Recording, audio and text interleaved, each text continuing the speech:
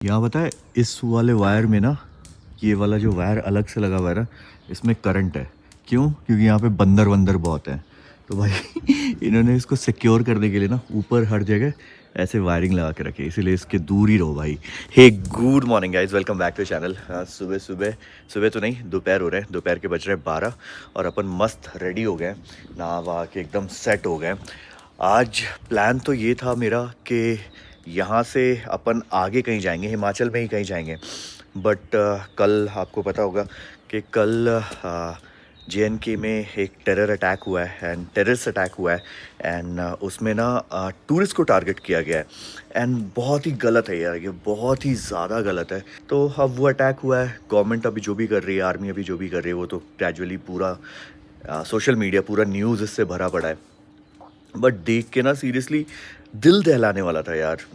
ए newly wed couple, एक couple जो कर्नाटका से आया था, उनकी वीडियो आ रही थी कि हम बहुत इन्जॉय कर रहे हैं, बहुत अच्छा है, टूर एजेंट के थ्रू उन्होंने बुक किया था एंड दिस इज़ हैपेंड। तो पता नहीं क्या ही होगा यार। अब ये सब चीज़ें हुई ना तो घर से भी प्रेशर आने लगा कि तुम वापस आओ, तुम वापस आओ। तो नहीं, तुम कंटिन्यू मत करो, तुम वापस आओ।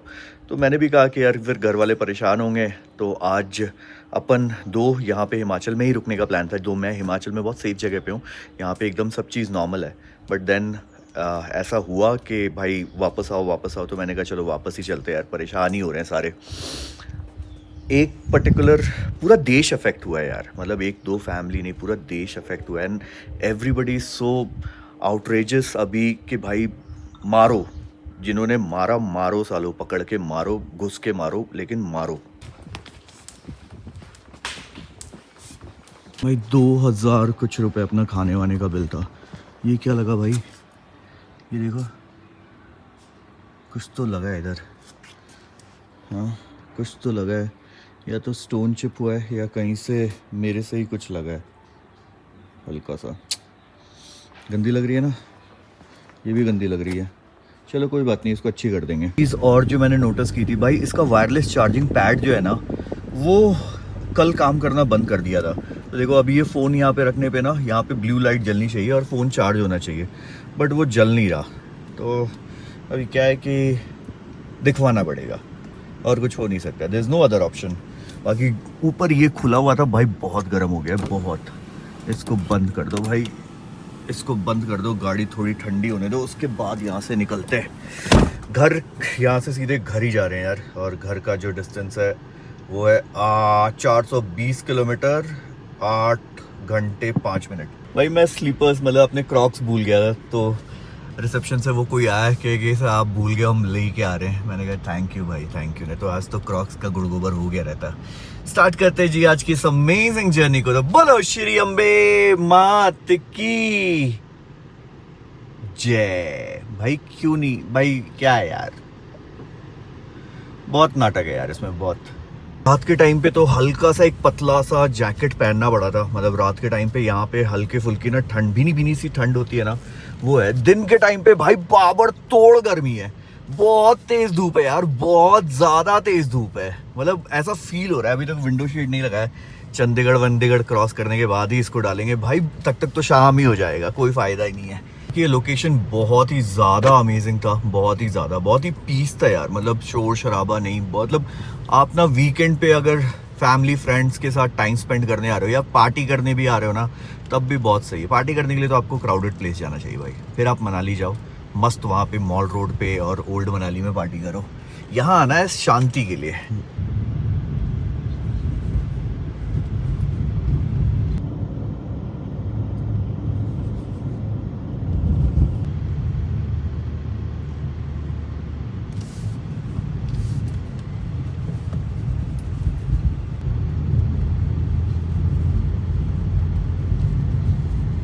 आई think Shimla is too mainstream यार, बहुत ज़्यादा भीड़ भड़क्का, टूरिस्ट, बहुत ज़्यादा लोग। इंस्टेड ऑफ शिमला ना, शिमला से ये 10-12 किलोमीटर अंदर नालडेरा, मशोबरा, दीज ऑल प्लेसेस जिनको शांति वांति चाहिए ना, जिनको पीस और इतना भड़म मतलब धूम धड़ाका नहीं चाहिए, उनके लिए ये जगह बहुत सही है यार, बहुत ज़्यादा सही है।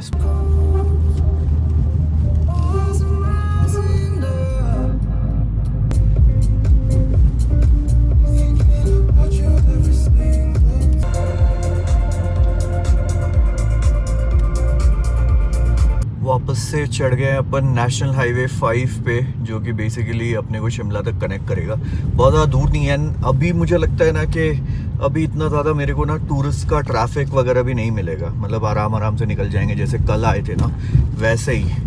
यही बहुत लोगों ने अपना ना प्लान ड्रॉप किया होगा कहीं भी ट्रैवल करने का, या फिर बहुत लोग ट्रैवल कर रहे होंगे ना तो वो वापस जाने का प्लान कर रहे होंगे कि भाई स्पेशली JNK से तो बहुत बहुत बुरी हालत है यार। अभी मेरी बात हो रही थी किसी से, तो कह रहे कि भाई यहाँ तो हर जगह ही अफरा तफरी मची पड़ी है।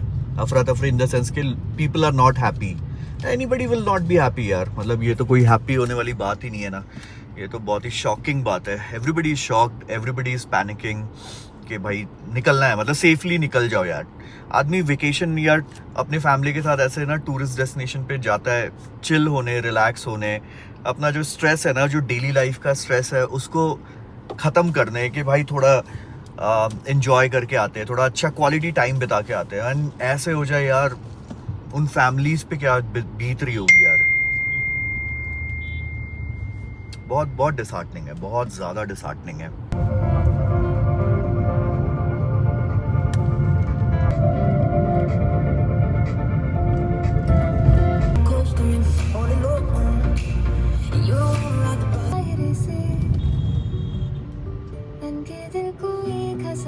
जैसा मैंने सोचा था ना वैसा ही भाई, शिमला में ज़्यादा जैम था ही नहीं। 1-2 मिनट का जैम था, वो भी क्रॉसिंग के वजह से था, मतलब वहाँ पे इंटरसेक्शन था इस वजह से, क्रॉसिंग के वजह से था।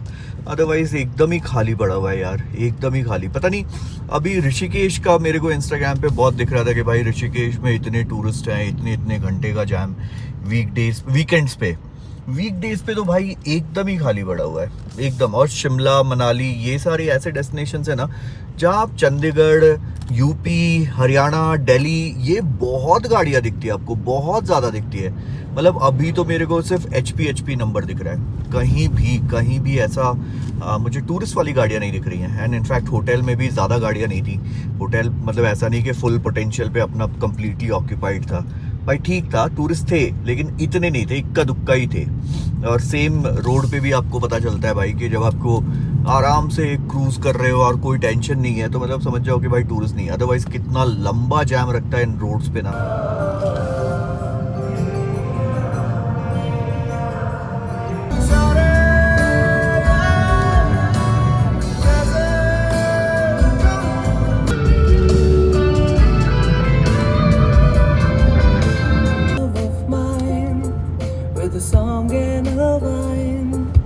गंदी वाली भूख लग गई है यार, टाइम हो रहा है 1:30 बज रहे हैं और गंदी वाली भूख लगी है। सुबह मैंने रेस्टोरेंट में, मतलब अपने जिस होटल में था उसमें पूछा ब्रेकफास्ट मिलेगा? यार भैया आप तो लंच के टाइम पे उठे हो, अब तो लंच रेडी होने का टाइम हो गया, ब्रेकफास्ट तो अभी है नहीं। मैंने कहा चलो रास्ते में ही कर लेंगे। मैंने सोचा था सोलन में कहीं पे रुक के एक कॉफ़ी और कुछ हल्का फुल्का खाने के लिए कुछ उठा लेंगे, बट अभी सोलन आने में इतना टाइम लग रहा है ना, अब कंट्रोल नहीं हो रहा है। हाँ, सर दर्द होने लगा भाई, सुबह टाइम पे ब्रेकफास्ट अभी नहीं मिले ना गड़बड़ हो जाता है। मेरा रूटीन सही हो गया था यार, इतने दिन से ट्रैवल नहीं किया था ना, तो टाइम पे ब्रेकफास्ट, टाइम पे डिनर, टाइम पे लंच, प्रॉपर वाला मील जो प्लान होता है ना वैसा हो गया था। अब बीच में वापस से ट्रैवल स्टार्ट होगा, वापस से सब गुड़ गोबर हो जाएगा।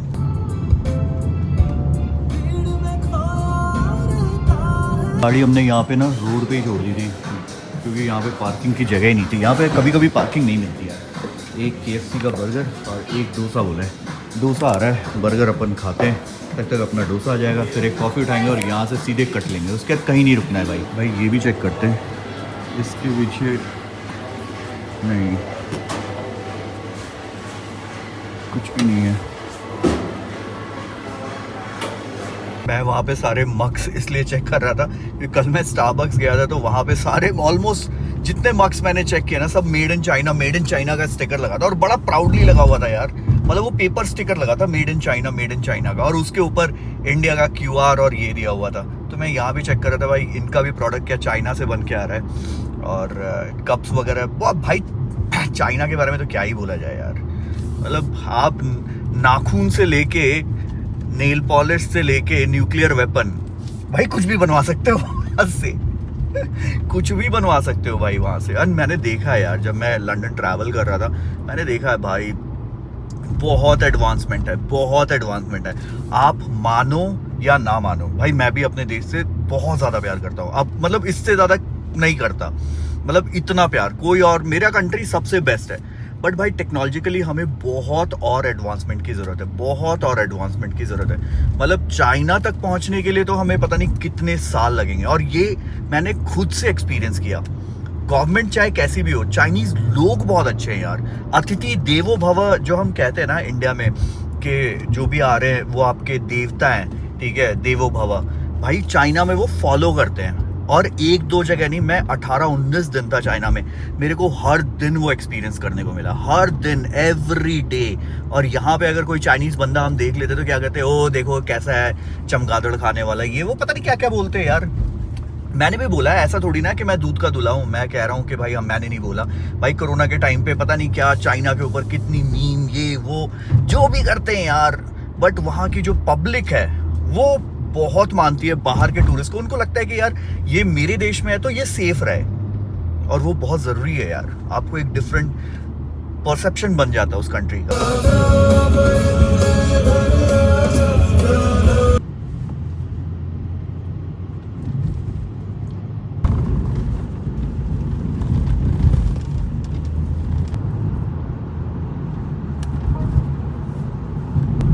माउंटेन्स खत्म हो गए और वापस से बैक ऑन प्लेन्स।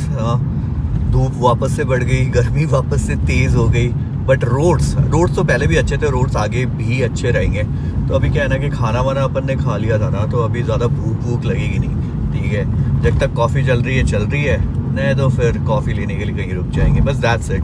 बाकी डिनर विनर तो घर जाके ही होगा। अभी भी दिखा रहा है कि 8:16 तक पहुंचेंगे, बट जब तक गुड़गांव शायद पहुंचेंगे ना तो ये टाइम बढ़ जाएगा, क्योंकि उस समय पीक ऑफिस वाला टाइम हो जाएगा ना, तो उसमें वो ट्रैफिक वाला टाइम अरे ऐड हो जाएगा। भाई मज़ा बहुत आता है यार, लिटरली इस गाड़ी को चलाने में ना, जो भागती है, जो मज़ेदार भागती है ना, बहुत। पहाड़ों पे भी कॉर्नरिंग में बहुत मज़ा आया, हाईवेज पे भी चलाने में बहुत। अब मेरे को आदत हो गई, अब मेरे को वैसे झटका भी फील नहीं हो रहा। लास्ट 3-4 दिन से कंटिन्यूसली स्पीड पे चला रहा हूँ ना, तो पहले दिन ज़्यादा फील हो रहा था कि भाई बहुत बम्पी है, यहाँ पे तो नहीं फील हो रहा उतना।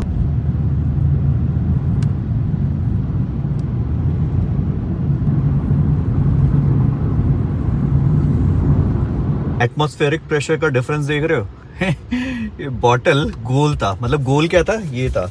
अब ये पहाड़ों पे थे और अभी, हाँ कितना डिफरेंस हो गया था भाई। नीचे आ गए ना, किसी का मैसेज आया, अब मत देखो किसका मैसेज आया।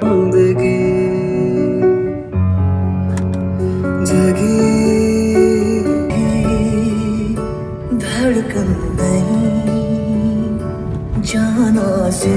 18 किलोमीटर में हाईवे पे एंटर होंगे, मतलब वो वाला हाईवे। तो यहाँ से आई नो कि यहाँ भी अपने को शायद 95, भाई 95 है यहाँ, 95 है जी। हाँ चलो ये फ़ायदा हो गया, 95 मिल गया अपने को। मुझे उम्मीद नहीं था कि यहाँ पे 95 मिलेगा, बट मिल गया यार। इंजन से क्या भपका आ रहा है, ये देखो, पता नहीं क्या लग गया। अच्छी लग रही है भाई। मैट में ना थोड़ी सी डस्ट वस्ट ना छुप जाती है। अभी आपको इसमें पता नहीं चल रहा होगा, बट इसमें मिट्टी है, ये देखो यहाँ पे दिख रहा है, ये मिट्टी है इसमें। बाकी फुल टैंक करा ले रहे हैं। वो ऑटो नोज़ल से कर रहे थे तो ऑटो कटआउट मार रहा था, तो फिर वो हाथ से पकड़ के ही डाल रहे हैं। वो अंदर पता नहीं गैस वैस हो गया होगा।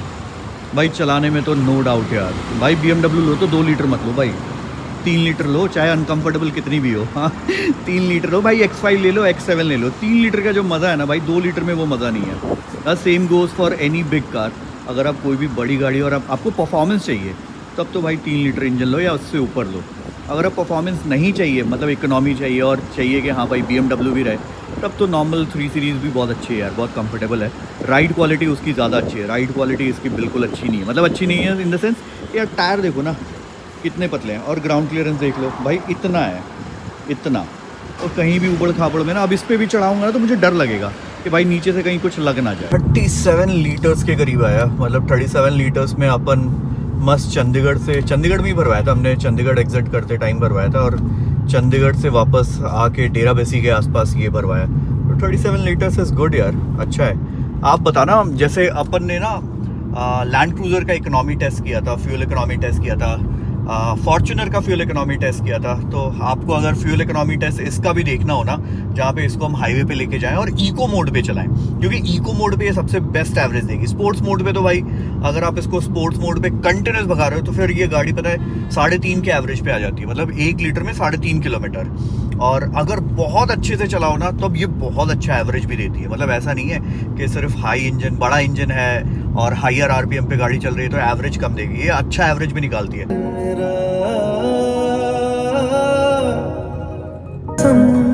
मिलके चलेंगे हरदम, अब बांटते हैं ये गम, तेरी हथेली पर लिखूं मेरा नाम तेरा। सीधा रास्ता अपने को पानीपत करनाल होते हुए सीधे मूर्थल निकालेगा, बट अपने को ये सीधा रास्ता नहीं लेना है क्योंकि इस पर बहुत ट्रैफिक होता है, मतलब कंपैरेटिवली बहुत ज़्यादा ट्रैफिक होता है। तो अपन जिस रास्ते से आए थे ना, कटरा वाले हाईवे से, तो बेसिकली वहाँ से निकल जाएंगे कैथल और वहाँ से सीधे केएमपी पकड़ेंगे।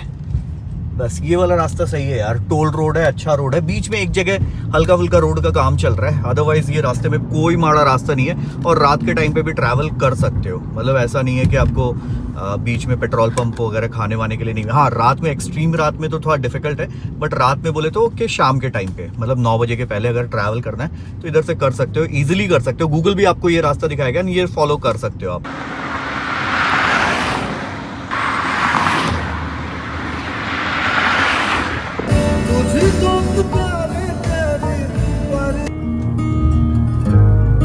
जो तू हमें ना पुकारे, वहाँ पत्ते गिर जाए, बारिश हो जाए।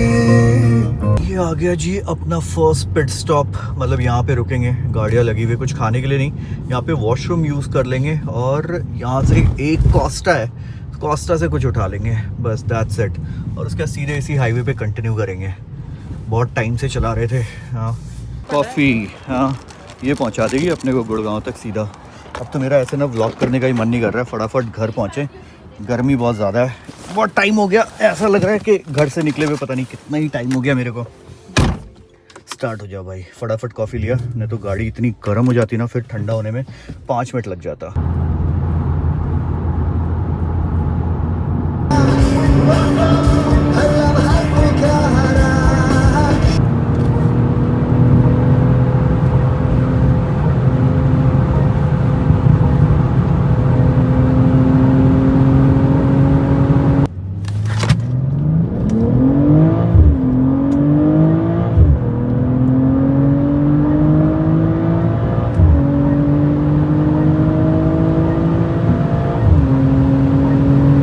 केएमपी एग्जिट कर रहे हैं और यहाँ से सीधे क्या 24 किलोमीटर बाकी है। अब मैंने कहा था ना कि ये थोड़ा सा टाइम हमने कवर करने की कोशिश की थी, लेकिन फिर से ये लाल हो गया है। लाल इसलिए हो गया क्योंकि ऑफिस टाइम है भाई, गुड़गांव में तो ट्रैफिक मिलेगा ही। बाकी ड्राइव में बहुत मज़ा है यार, बहुत ज़्यादा मज़ा है, रोड्स बहुत अच्छे थे यार, और दोपहर के टाइम पे ना भीड़ भाड़ नहीं थी भाई। ये पहले रुक जाता हूँ भाई, कोई भरोसा नहीं है, कोई भरोसा नहीं है। लड़ाई झगड़ा हो रहा है क्या? ओहो भाई, देखा अभी इसमें जाता ना तो गलत ही फंस जाता। बच गया, बच गया भाई, वो वाला लेन था, फिर इसमें लगा और अब इसमें लग रहा हूँ भाई। ये भी कुछ ना कुछ तो टोल पे जाम होता ही रहता है यार, कुछ ना कुछ तो होता ही रहता। मेरे आगे वाला ना फंस जाए बस। पता चला इधर आए सबसे लेट, साला यही निकल रहा है। नहीं भाई निकल, तो क्या हो गया भाई? फास्टैग का प्रयोग क्यों नहीं हो रहा है?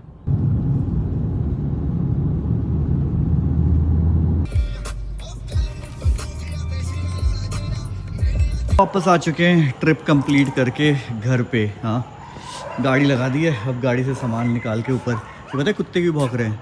ये एस्टन मार्टिन अभी टहलने गए ना, इधर से जा रहे हैं, तो इसीलिए कुत्ते सारे लोकल जितने कुत्ते हैं ना सब एक्टिवेट हो गए हैं, 2 अलग कुत्ते आ गए। आज की ड्राइव हमारी बहुत मस्त थी यार, बहुत ही ज़्यादा मज़ा आया। हाँ, इनफैक्ट इतना मज़ा ना शायद अगर मैं फॉर्च्यूनर से जाता ना, तो ये जो स्पीड वगैरह कितना गंदा हुआ पड़ा नहीं है। हाँ, कितना गंदा, इसकी सर्विसिंग कर दी हुई ये सब, कितना गंदा। आदमी सोचे थोड़ा रिकॉर्ड कर लेता, साला शक्ल तक नहीं दिख रहा है। साला पेड़ चल रहा है क्या? कल तक तो नीचे था, कुछ हुआ है लगता है, कुछ तो हुआ है। ऐसे पेड़ ऊपर कैसे आ जाएगा? घर में आके मंदिर देख के ना, हाँ, भाई सुकून मिल जाता है, सुकून सुकून। भाई अपना घर होता है। हाँ, अपना घर सीरियसली अपना घर होता है। चाहे होटल में कितनी भी अच्छी नींद आए, बट अपने घर में ना भाई, इसको इतना पीछे क्यों रखा है हमने? ये तो इसमें जाके टूट जाएगा। हाँ, ये रिक्लाइनर, ये तो पीछे जाएगा, रिक्लाइन होगा तो टूट जाएगा। अभी आप कश्मीर में जो टेरर अटैक हुआ है उसकी बहुत सारी स्टोरीज, बहुत सारे न्यूज़ देख रहे हो। मोस्टली उस न्यूज़ में आप ये देख रहे हो कि भाई हिंदुओं को टारगेट करके मारा गया, उनसे उनकी आइडेंटिटी पूछी गई और फिर मारा गया। देखो, कश्मीर में लास्ट कुछ सालों से ना टूरिज़्म बहुत अच्छा था, वहाँ के लोग बहुत खुश थे। और मैं ये इसलिए बता रहा हूँ क्योंकि कश्मीर का ट्रिप अभी मैंने रिसेंटली किया था और वहाँ पे मैंने देखा था कि लोग बहुत खुश थे यार, जिस हिसाब से टूरिस्ट आ रहे थे, उनकी लाइवलीहुड, उनका जो रोज़गार और उनका जो बिज़नेस है, वो सारी चीज़ें चल रहा था। और ये हमारे पड़ोसी देश को ना पसंद नहीं आ रहा था क्योंकि वहाँ पे अब कोई पत्थर नहीं चला रहा था, चीज़ें बहुत चेंज हो गई थी। और ये छोटी सी चीज़ ना हम समझ नहीं पा रहे हैं कि जो भी टेररिस्ट आए थे उनको एक क्लियर मैसेज मिला था कि भाई लोगों से उनकी आइडेंटिटी पूछो और फिर उनको मारो। क्योंकि आपको जब ये पता चलेगा ना कि स्पेशली हिंदुओं को टारगेट किया गया है, तो कंट्री में क्या होगा, हिंदू मुस्लिम होगा। फिर लोग ये नहीं देखेंगे कि वो एक टेरर अटैक था, वो ये देखेंगे कि हिंदुओं को टारगेट किया गया। जब मुंबई ताज पे टेररिस्ट अटैक हुआ था तो पूरा इंडिया एक यूनाइटेड था कि भाई फाइट अगेंस्ट टेररिज्म। और अभी क्या हो रहा है, हम दो रिलीजन में बट गए। और यही वो चाहते थे कि भाई इंडिया में ना ये अनस्टेबिलिटी आए, रिलीजन को लेके लोग एक दूसरे में लड़ें, वो कट्टरवाद फैलाएं और ये सारी चीज़ें करें। और जो इनका दूसरा ऑब्जेक्टिव था वो था टूरिज्म को अफेक्ट करना, क्योंकि कश्मीर में जिस हिसाब से टूरिज्म बढ़ रहा था, इंडिया के टूरिस्ट तो थे ही, फॉरेन टूरिस्ट भी आ रहे थे, तो ये टूरिज्म कम होने से ना लोकल लोगों को सबसे ज़्यादा परेशानी होगी। तो भाई इंस्टाग्राम यूनिवर्सिटी में जितनी भी रील्स आपको दिख रही है ना, प्लीज़ उस पर कुछ दिमाग लगाओ, फिर उसको रीशेयर करो। बिकॉज आप नेगेटिविटी जितना ज़्यादा फैलाओगे ना, कंट्री उतना डिवाइड होता रहेगा। This is the time to unite and fight against terrorism. Demand करो कि भाई अंदर घुस के वापस से मारो। जिस समय उरी हुआ था, जिस समय हमने उरी का बदला लिया था, उसी तरह एग्जैक्टली हो, उनके जो टारगेट्स हैं वो डिस्ट्रॉय करे, वो कुछ भी आर्मी उसमें एक्शन करे। बट प्लीज़ इसको ना रिलीजन में मत बांटो। एंड प्लीज़ प्लीज़ प्लीज़ एक दूसरे में ना नफरत मत फैलाओ यार। इतनी नेगेटिविटी है ना इंस्टाग्राम पे अभी, इतनी ज़्यादा, और ये सारी नेगेटिविटी ना कहीं उनको फ़ायदा पहुंचा रही है।